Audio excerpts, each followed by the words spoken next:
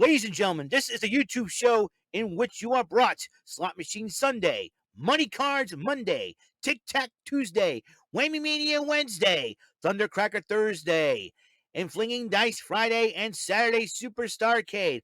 Also, wrestling news from Raw, NXT 2.0, AEW Dynamite, NXT UK, Impact Wrestling, SmackDown and 205 Live, and AEW Rampage, and special episodes from Road and Up, Cyber Swaggin', and the philosophies of Lee McLeese. Ladies and gentlemen, this is the YouTube show of fun, of knowledge, strategy, luck and daring, and mental shenanigans. This is WEML-TV Channel 77.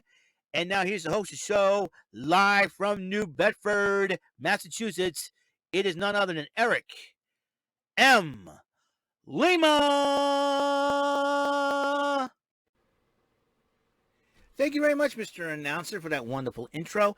Hello, everyone. This is your friendly neighborhood five-time bumbling bozos, Bozy Awards nominee, Eric Lima, hosting what could be a nominee for those same awards one day. My YouTube channel known as WEML TV Channel 77. And ladies and gentlemen, let me tell you about the birds and the bees I'm looking. Let's check out today, because tonight, because we're watching, I got finished watching Impact Wrestling. We got some doozies here, folks. I mean, you're talking about history makers and all that good stuff. And here's what's going on. It kicked off with the Digital Media Championship match between Jordynne Grace and Matt Cardona. It was a heck of a matchup. Jordynne Grace gave Cardona all he did, but in the end, Cardona decided to look at the Digital Media Championship. And all of a sudden, the referee says, "What are you doing with the title?" And the referee was distracted with the championship. Jordynne Grace was about to go off the ropes and hit Cardona with a suicide dive. Cardona nailed Jordynne Grace with a steel chair, and then hits the radio silence leg lariat to pick up the victory and become the new Impact Digital Media Champion. Crazy, isn't it? And so W. Morrissey was attacking random backstage people to looking for the learning tree, and then he was trying to go after Brian Myers. Scott D'Amore then tries to reason with W. Morrissey, saying, listen, I don't know who Brian Myers is, but and then all of a sudden, but you can't deal with him, and he goes, well, I'm going to deal with Moose, and you got a title match. He's at a hotel. I gave him the night off. And listen, and so Morrissey goes, W. Morrissey goes, oh, he's got a hotel, perfect. And then the second match of the night was JONAH, formerly known as Bronson Reed, the former NXT North American champion, took on Crazy Steve of DK. And needless to say, JONAH did dominate that matchup, and after JONAH beat him with the Tsunami Splash, JONAH decided to go up again, but then Rosemary and Black Taurus decided no, and Black Taurus wanted to take him on. JONAH's like, you want to go? You want to go? So I'm sure that match will happen, Black Taurus and JONAH. Gia Miller decided to interview the new Digital Media Champion, Matt Cardona, as Matt Cardona was leaving the ring, leaving the arena. He said, this is my dream come true, being Digital Media Champion, all that. Madison Rayne and Caleb with a K were talking about how they're going to deal with the Inspiration stuff. The Inspiration did give Caleb with a K a gift, and the gift was inside. It was a phone and the Inspiration as the wallpaper with barely nothing on, but they're covered up. And then Madison Rayne tells them to change that. So Steve Maclin went one-on-one with Jonathan Gresham in a non-title match, and Steve Maclin refuses, during the match, Maclin refuses to respond to the referee's 5-count break, disqualifying Maclin, and as Maclin got Gresham in the Scorpion Deathlock hold, Honor No More attacks Steve Maclin, but they didn't touch Jonathan Gresham. I thought they showed they would attack Jonathan Gresham, but they didn't.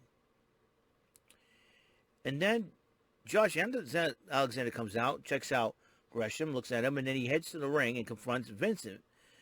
Josh Alexander went one-on-one with Vincent, and Vincent, who's known as Vinny Marcelli, I saw him wrestle a couple of times at the Wellness City Festival years ago. And also saw Matt Taven and Mike Bennett as well. Vincent and Josh Alexander fought, and meanwhile, as Honor No More was trying to surround the ring, Swan, Sable, and Rhino fend off Honor No More, and then Vince, and surprisingly, Eddie Edwards was not there, which is very strange, and kind of a coincidence, too, because Eddie Edwards was once a member of Ring of Honor years ago.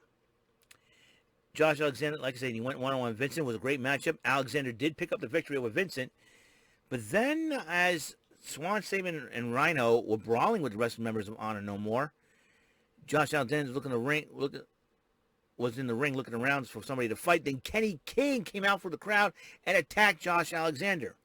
Honor No More cut a promo on Impact, and it seems like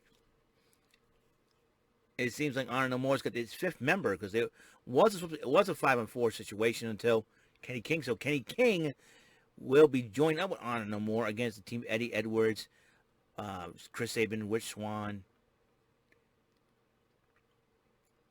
Willie Mack, and Rhino. So that's going to be a very interesting situation. Maybe Josh Alexander will replace him. I don't know. So anyways, then Morrissey did go to the hotel, found and attacked Moose, and both men were brawling all over the place. That's crazy enough. And then Honor No More did get a promo on Impact, and Kenny King had his say, which I think was very interesting. And the newcomer from India, Bhupinder Gujjar, went one-on-one with John Skyler.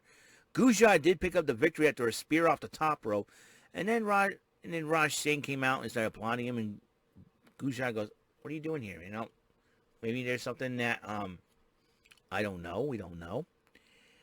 Gia Miller interviewed Mickie James about the Royal Rumble. Said, "Yeah, I didn't get the job done. I didn't win, but you know what? I had a good time out there. It was great memories."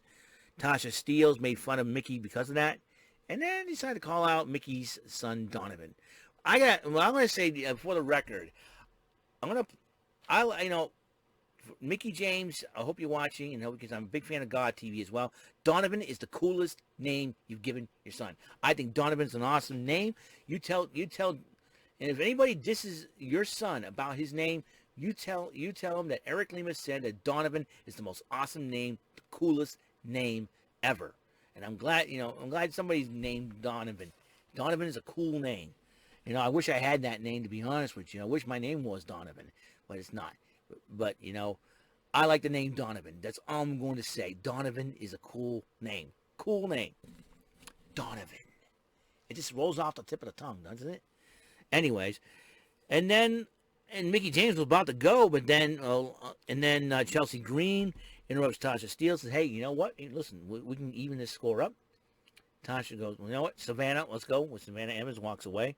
And then Mickie decided to talk to Chelsea Green about, "Hey, listen, thank you. You'll have my back. You're my friend. And listen, I got to defend the title against Tasha Steelz and No Surrender. How about you and me go one-on-one? I know you want to face me. I want to face you. Let's do it." And let's talk about it. Let's do it next week. And she said, "Yeah." And they hugged, and a lot of respect there between Chelsea Green and Mickie James. I wouldn't be surprised if Chelsea Green goes the same route like Cardona did earlier that night. And the quintessential diva, Giselle Shaw, is coming soon to Impact Wrestling. And Giselle Shaw, she is very, very beautiful.